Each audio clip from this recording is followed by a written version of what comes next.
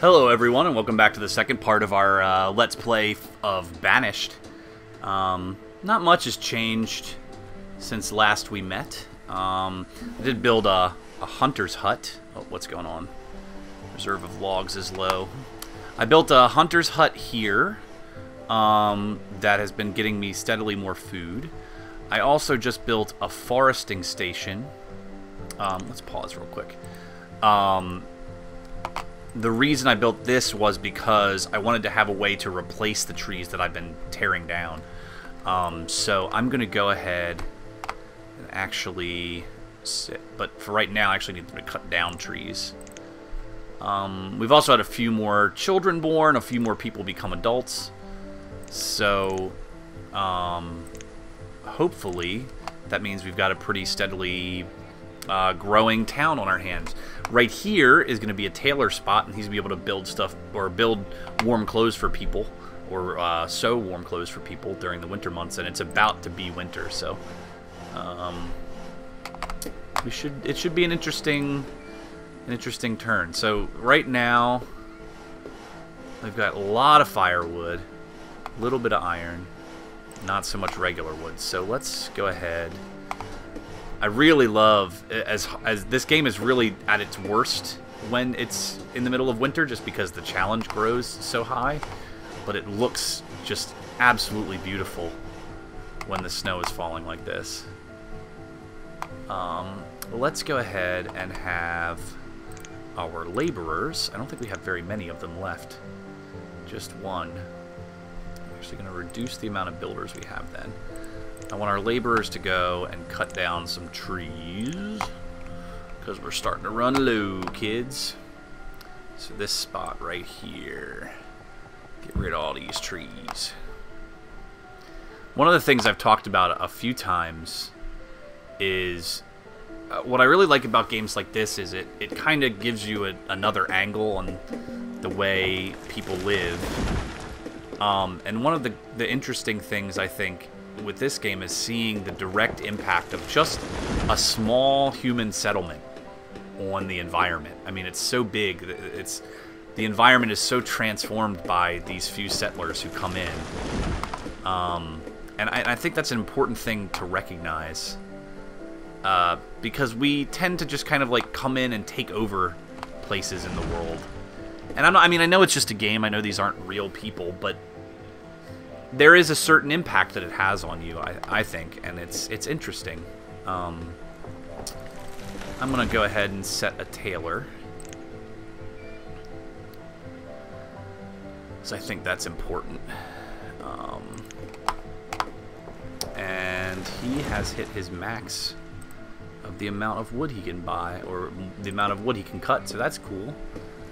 But we're running out pretty quickly, so hopefully he'll start some more. Have they done the... They've been cutting down anything?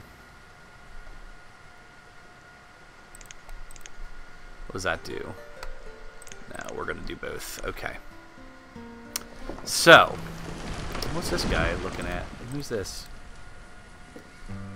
So, you can actually click on the individual citizens. They all have weird names, like Erichi. There's a forester who, for some reason, is not at work. Might need to build a road to the foresting station. It's going to be a winding road if I ever saw one.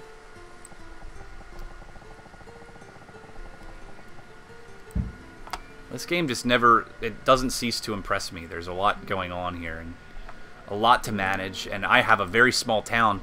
There's many, many larger towns that I've seen, and it's kind of crazy to see how small mine is in comparison.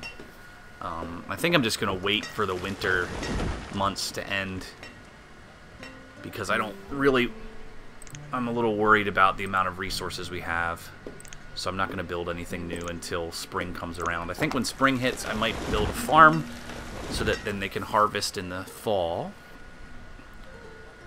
But it looks like we're doing okay. We've got 13 adults and 6 kids. We need a few more kids, though. They need to get breeding. They need to start getting it on with each other. I know it's a small town, but you've got to meet that person that's special to you so that you can have kids and Grow our town even larger. That's a direct order from your deity, the guy playing the game. What's low now? We're doing okay. Plenty of firewood, plenty of logs. Need some more stone, probably. Some more iron would probably be good. But it's okay. Let's look at the world here if we can get a big map. So we've got a big lake down here that we could take advantage of if we wanted to eventually. Quite a bit of space on this map. I think we did medium size, so lots of room to grow, lots of resources around us. I think this game might be inspired by the Settlers series. That's a possibility. It feels a lot like that game, but I actually like this more for some reason. Call me crazy. I've never been a giant Settlers fan. I'm not a big Settlers of Catan fan either, which is a controversial a controversial opinion to have if you're into board games like me. But a lot of us at Jetpack Joust actually really are not giant fans of that game. It's good. I just don't know if it's as good as some people give it credit for. Can we just harvest this iron here? I just want that iron. Just give me that iron. Boom. Okay. Oh, I don't want to do that. Resume. Resume your building. All right. So we've got a tailor now, but we need to get leather. So hopefully the hunters will get us some leather relatively soon. That would be good if you could do that for us, please. Hunter-gatherers are out and about. Winter's hitting hard in this part of the world. Our foresters are planting. I think I see a couple saplings starting to grow. Human beings are so destructive, but very, like, the fact that we learned how to farm and we learned how to plant trees and those kind of things, we've really learned how to master the environment in a way that no other species really has or can. It has the ability to. And I think that that is something that we need to be aware of. We need to be aware of our own, you know, the power that we have and how it is equally destructive and creative, you know. So when people are really negative about the global warming debate, I like to bring that up. That we do have, you know, I don't think it's a final sort of decision. I mean, I'm certain there's certain effects that we're not going to be able to avoid, but human beings are very good at changing things for the better as much as they are changing things for the worse. I don't think you can be entirely a pessimist or an optimist in this world, but I just got super philosophical. I'm sure you all have tuned out and you're just like, just play the fucking game, bro. And that's what I'm doing. All right, so we finally gotten to through the scalding winter months, and it is now late winter. So we are going to build us a farm, kids. I think we've got enough materials for that, because I think it's important. So we're going to grow some crops, make a big field right here, right here. Stretch our road out down here to get to it.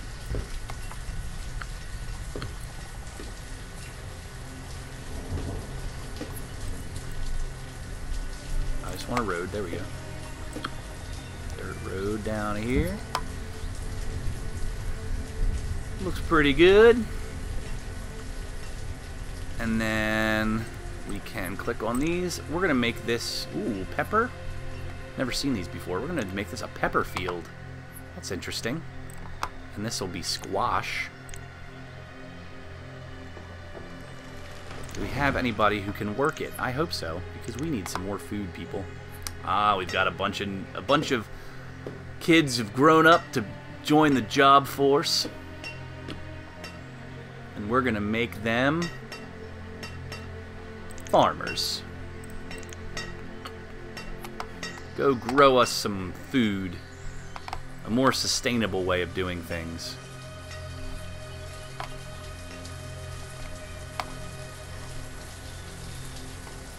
How are the foresters doing over here? Doing okay? Make it a little higher log limit. We need more logs. Okay. So it's starting to get a little bit bigger now. Our town's really starting to form. We've got more people. Population is still kind of low, surprisingly. These kids just need to grow up. I don't know if they're dying or what. But we're having trouble maintaining any sort of real permanent growth. I'm thinking the next thing that we should do is maybe build a gatherer. Got crops. Maybe build a pasture over on this side.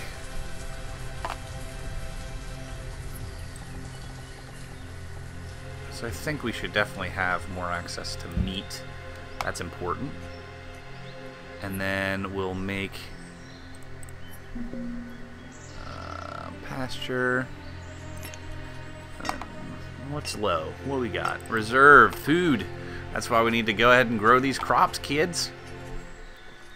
It's important. I hope you're not entirely bored by this playthrough. I know it's a very slow-paced game, not a whole lot going on right now, but I promise you it gets better. Actually, I can't really promise that because I haven't played through any more of this, but it's really fun right now, so I don't have any reason to believe why it wouldn't be more fun later. Let's boost up the speed a little bit now that winter's through. Make them do things a little faster here.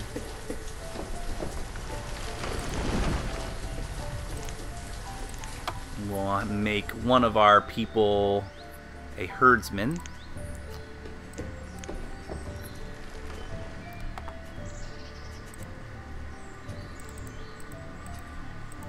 I had this problem earlier. I don't know what it is. It's hard to get the pastures to actually work for you. Is it that we don't have any cows? There's nothing I can do yet. So I don't know. I don't know why that does that. It's dumb. Alright, so the woodcutter is doing pretty solid now. Oh, autosave. So we're gonna actually, we got a lot of cut wood. He is going to get out of here. Join the labor force for a while. Look at our crops popping up. Beauties. What a beaut. And it's early summer. Let's slow this down a little bit here.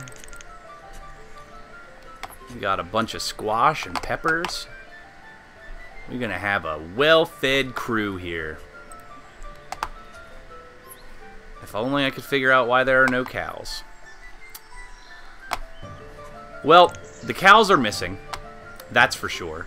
But our town, our little town, has grown a little bit bigger, a little bit steadier. I'm going to take a little bit of time between this episode and the next episode to try to get it a little bit bigger, so I'm a little bit more impressive with what I've done. I don't look like a bad mayor. But I'm really having fun with Banished. I can't, you know, I think it's a great simulation. If you like this kind of slow-paced, deliberate, kind of customizable game, I think you'll really enjoy it. Check us out, jetpackjoust.com. You're going to love it. You're going to love all the articles you read there. If you like indie games, board games, role-playing games, any kind of gaming that you could be doing, we're going to be covering. And we really hope you'll join us because there's a lot of fun going on over there. But I'm going to record the next episode real soon, so hopefully you'll check it out. Have a good night, and Bill Murray to you.